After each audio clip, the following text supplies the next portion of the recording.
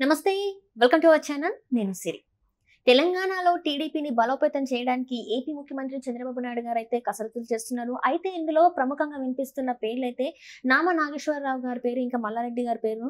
So మరి అసలు తెలంగాణలో ఎవరు మరి ఈ బాధ్యతల్ని నిర్వహించబోతున్నారు ఏంటి అనేది మనకు వివరించడానికి మనతో పాటు ఉన్నారు ప్రముఖ రాజకీయ విశ్లేషకులు సీతారత్న కుమారి గారు. నమస్కారం మేడం. నమస్తే అమ్మా. మనం ఇప్పుడు చూస్తున్నట్టయితే మనం చూస్తే అసెంబ్లీ ఎన్నికల్లో ఇక్కడ ఏంటంటే టీడీపీ అంత బలోపేతంగా లేకుండా పోయింది, అసలు పోటీలోనే లేదు. కాకపోతే ఇప్పుడు టీడీపీని తెలంగాణలో బలోపేతం చేయాలని చెప్పేసి ఏపీ ముఖ్యమంత్రి చంద్రబాబు నాయుడు గారు అనుకుంటున్నారట్టు మనకి వార్తలు వస్తున్నాయి. మరి ఇక్కడ ఇద్దరు పేర్లు మాత్రం ప్రముఖంగా వినిపిస్తున్నాయి. నామా నాగేశ్వరరావు గారి పేరు, ఇంకా మల్లారెడ్డి గారి పేరు వినిపిస్తుంది. ఇద్దరు కూడా బీఆర్ఎస్ లోనే ఉన్నారు. మరి ఇలా ఏం జరగబోతుంది? మరి ఇక్కడ టీడీపీని ఎలా అంటే ముందుకు తీసుకెళ్లే ప్రయత్నం జరుగుతాయి, అసలు ఎలా ఉండబోతుంది? మరి అంటే ఖచ్చితంగా చంద్రబాబు నాయుడు గారు టీడీపీని తెలంగాణలో స్ట్రెంగ్థన్ చేయాలని ఆల్రెడీ ఒక నిర్ణయానికి వచ్చారు. ఆ కమ్యూనికేషన్ తెలంగాణ లీడర్స్ కి కూడా ఆయన కమ్యూనికేట్ చేశారు. తెలంగాణలో టీడీపీని స్ట్రెంగ్థన్ చేయడం పక్కా, అందులో డౌటే లేదు రాబోయే కాలంలో. సో ఆ ప్రాసెస్లో భాగంగానే ఇప్పుడు నామా నాగేశ్వరరావు గారు కానీ లేకపోతే మల్లారెడ్డి గారు కానీ పోటీ పడుతున్నారు. అయితే ఇవి ఊహాగానాలు లేదంటే న్యూస్ మనకు వస్తున్నటువంటి అన్అఫిషియల్ ఇన్ఫర్మేషన్. పోటీ పడుతున్నారు అని ఇంకెంతమంది మనకు తెలియకుండా ఇంకెంతమంది పోటీ పడుతున్నారో తెలీదు. ఎందుకంటే టీడీపీ ఇంతకు ముందు టీడీపీ కాదు, ఇప్పుడు ఆంధ్రాలో అఖండ విజయాన్ని తెలుగుదేశం పార్టీకి రాష్ట్ర ప్రజలు కట్టబెట్టారు. అసలు కనీ విని ఎరుగినటువంటి విజయం. సో అది కొత్త ఉత్సాహాన్ని డెఫినెట్గా ఆంధ్రాకే కాదు తెలంగాణ శ్రేణులకు కూడా కొత్త ఉత్సాహాన్ని ఇచ్చింది. ఇదంతా ఒక ఎత్తు అయితే, కేంద్రంలో చంద్రబాబు నాయుడు గారు చక్రం తిప్పే గోల్డెన్ డేస్ 1996లో యునైటెడ్ ఫ్రంట్ కన్వీనర్గా ఆయన ఉన్నప్పుడు చక్రం తిప్పారు చంద్రబాబు నాయుడు గారు. మళ్ళీ ఆ గోల్డెన్ డేస్ ఇప్పుడు ఈయన పాత్ర కేంద్రంలో కూడా చంద్రబాబు నాయుడు గారి సపోర్టు ఉండడం వల్ల ఎన్డీఏ గవర్నమెంట్ మోడీ గారు కూడా ప్రైమ్ మినిస్టర్ కాగలిగారు. సో ఒక పవర్ఫుల్ పొజిషన్లో బోత్ ఆంధ్రప్రదేశ్ అండ్ నేషనల్ పాలిటిక్స్లో చంద్రబాబు నాయుడు గారు ఇప్పుడు ఒక ప్రధానమైన పాత్రను పోషిస్తున్నారు. నేషనల్ మీడియా మొత్తం కూడా ఎటు చూడండి మీరు, నేషనల్ మీడియా మొత్తం చంద్రబాబు నాయుడు గారిని కవర్ చేస్తున్నారు. సో మెనీ ఆర్టికల్స్ ఇంగ్లీష్లో హిందీలో అన్ని చంద్రబాబు నాయుడు గారి మీద. సో ఆయన ఏంటంటే అంతటి ఘన విజయాన్ని ఇచ్చిన ఆంధ్ర రాష్ట్ర ప్రజలు చంద్రబాబు నాయుడు గారిని ఎక్కడో నుంచోబెట్టింది. అది మామూలు గౌరవం కాదు. సో అదే ఉత్సాహంతో తెలంగాణలో కూడా అంతకు ముందే చంద్రబాబు నాయుడు గారు డిసైడ్ అయ్యారు. రిజల్ట్స్ రాకముందే తెలంగాణని స్ట్రెంగ్థన్ చేయాలని ముందే డిసైడ్ అయ్యారు చంద్రబాబు నాయుడు గారు. ఈ ఎలక్షన్స్ ఇంకొంత మోటివేషన్ని ఇచ్చినాయి. అయితే ఇప్పుడు ఎంతమంది పోటీ పడుతున్నారో మనకు తెలియదు తెలంగాణ టీడీపీ. అయితే తెలంగాణ టీడీపీని పైకి లేపాలి అంటే కనుక ఒక స్ట్రాంగ్ నాయకుడు కావాలి. అది ఏంటంటే ప్రజల్ని డ్రైవ్ చేసి కేడర్ని డ్రైవ్ చేయగలిగే నాయకుడు, ప్రజల్ని ఉత్తేజపరిచే నాయకుడు, ప్రజల్లో ఒక హోప్ని క్రియేట్ చేసే నాయకుడు, ప్రజల్లో ఒక మోటివేషన్, తెలుగుదేశం పార్టీ మీద నమ్మకం, తెలుగుదేశం పార్టీ తెలంగాణలో తెలంగాణ ప్రజల పక్షాన నిలబడుతుంది అనే ఒక భరోసాని ఇచ్చే అత్యంత నాయకత్వ లక్షణాలు ఉన్నటువంటి నాయకుడు తెలంగాణ టీడీపీకి అవసరం.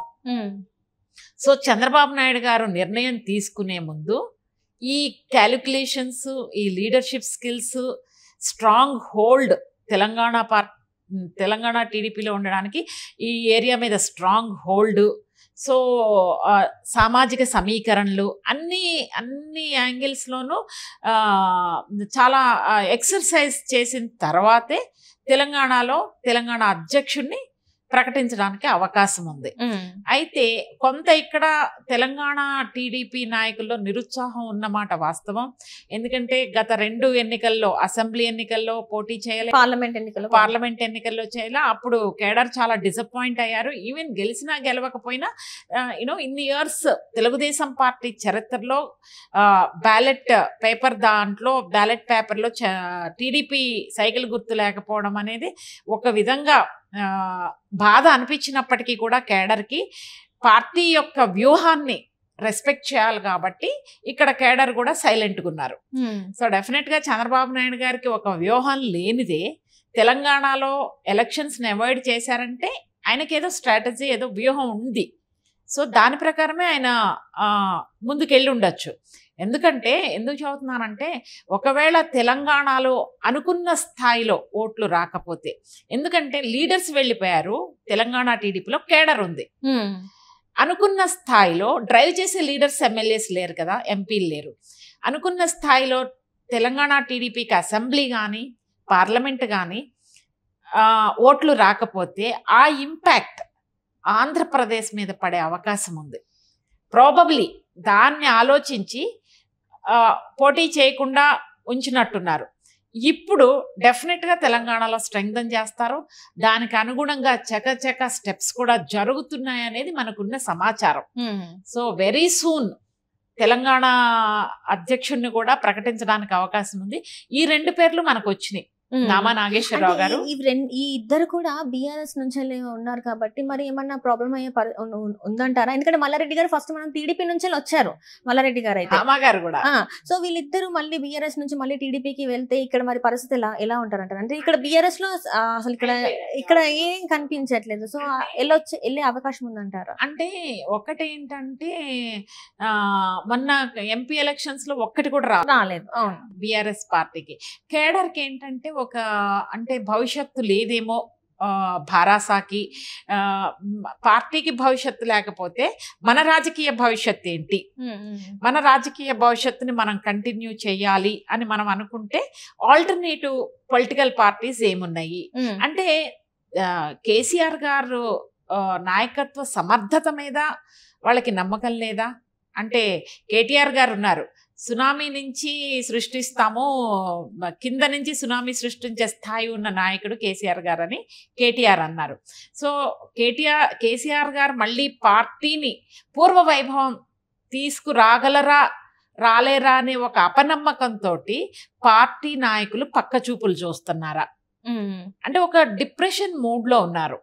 ఈ టైంలో కేసీఆర్ గారు పార్టీ కేడర్ని కానీ నాయకుల్ని కానీ నిలబెట్టుకోవాలంటే భరోసా ఇవ్వాల్సిన అవసరం ఉంది. ఆయన చాలా యాక్టివ్గా ఉండాల్సిన సందర్భం. గెలుపు ఓటములు అనేవి సహజం, దాని గురించి పెద్ద వర్రీ అవ్వాల్సిందే లేదు, ఏ పొలిటికల్ పార్టీ అయినా కూడా.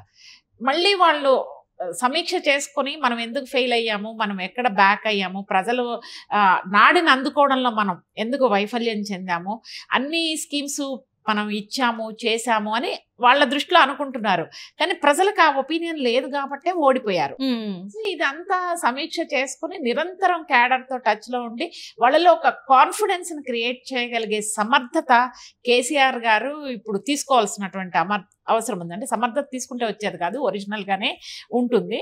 సో బట్ నాయకులు బయటికి పక్క చూపులు చూస్తున్నారు అంటే కనుక వాళ్ళు నమ్ముతున్నారు భారాసాలో భవిష్యత్తు లేదు మనకి అని ఒక నిర్ణయానికి వచ్చి టీడీపీ వైపు చూస్తున్నారు. Alternative Congress, BJP, TDP. So TDP మళ్ళీ మంచి జోష్లో ఉంది ఇప్పుడు. సో డెఫినెట్ గా టీడీపీకి తెలుగుదేశం పార్టీ పుట్టిందే తెలంగాణ గడ్డ మీద. సో ఇక్కడే పుట్టింది. సో ఇక్కడ క్యాడర్ కూడా బలంగా ఉంది, నాయకులు లేరు, నడిపించే సారథి లేడు. అంటే ఇంతకుముందు చూస్తే జ్ఞానేశ్వరరావు గారు అధ్యక్షుడి పదవిలో ఉన్నారు, తను కూడా బీఆర్ఎస్ లోకే వచ్చారు. జ్ఞానేశ్వర్ గారికి ఐ డోంట్ థింక్ సో, ఆయనకి లీడర్షిప్ ఆయన పార్టీకి అంత గౌరవం ఇచ్చినప్పుడు ఆయన దాన్ని నిలబెట్టుకుని ఉండుంటే బాగుండేది. జ్ఞానేశ్వర్ గారు ఆయన జంప్ అయిపోయారు బీఆర్ఎస్ లోకి. సో దట్ ఆయన పర్సనల్ ఏదన్నా అవ్వచ్చు. ఇది అద్భుతమైన అవకాశాన్ని చేజార్చుకున్నారు జ్ఞానేశ్వర్. ఈ రోజున ఉండుంటే ఎంత బాగుండేది, ఆయనకి బాగుండేది. అంటే రాంగ్ స్టెప్ వేశారు ఆయన బీఆర్ఎస్ లోకి వెళ్ళి. సో చూడాలి చంద్రబాబు నాయుడు గారు స్ట్రాటజీ ఏ విధంగా ఉంటుంది తెలంగాణ మీద, ఎవరిని అనౌన్స్ చేస్తారనేది మనకు తొందరలో తెలుస్తుంది. Right, thank you so much.